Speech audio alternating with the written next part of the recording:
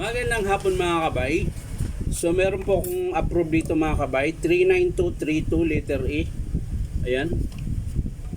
Palliser DeWalt po ito mga kabay. Ang model nito DWP849X. Ayan.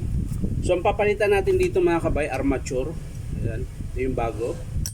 Tsaka carbon at dalawang brass cap.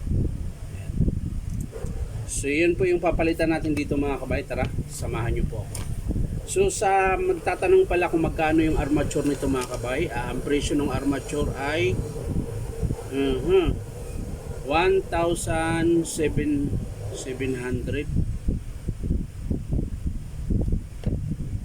Hindi ko alam kung 1,500 o 1,700 1,700 ang armature niya mga kabay. So tara mga kabay, kabit na natin.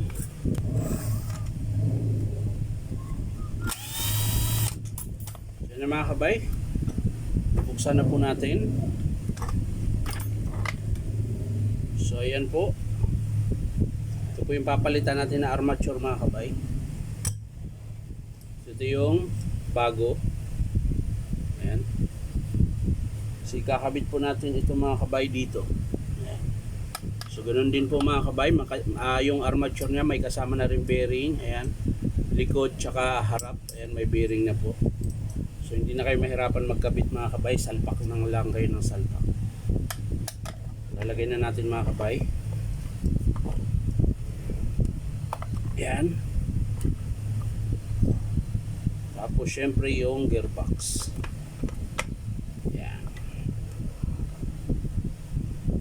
Kakabit na natin ang 4 na screw.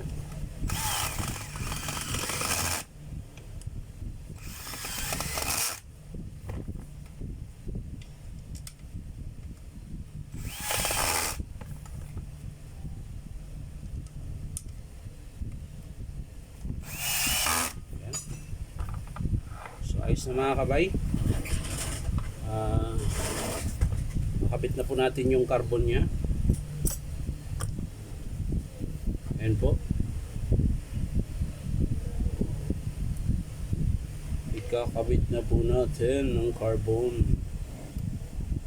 brush.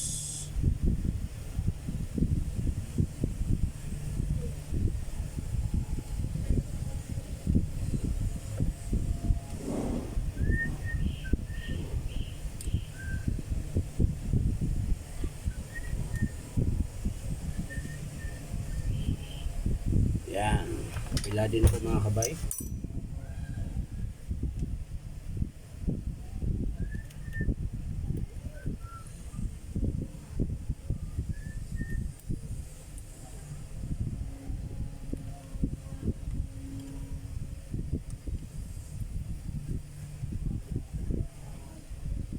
So yan mga kabay, okay na po.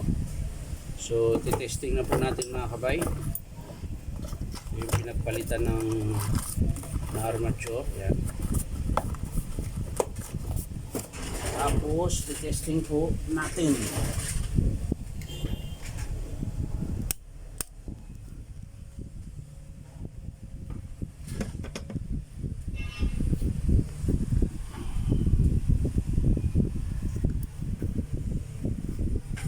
So yan mga kabay, testing na po natin. So yun po yung pinakamabagal yung mga kabay. Adjust natin.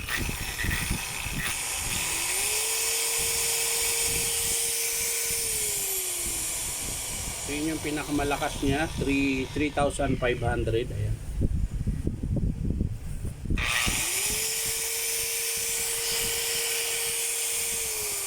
Tignan natin sa pinakamahina.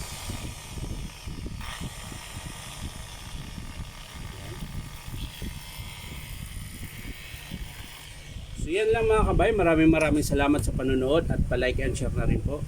At syempre po, subscribe nyo po ito aking YouTube account na Inom Tabay. So maraming salamat mga kabay. Bye bye.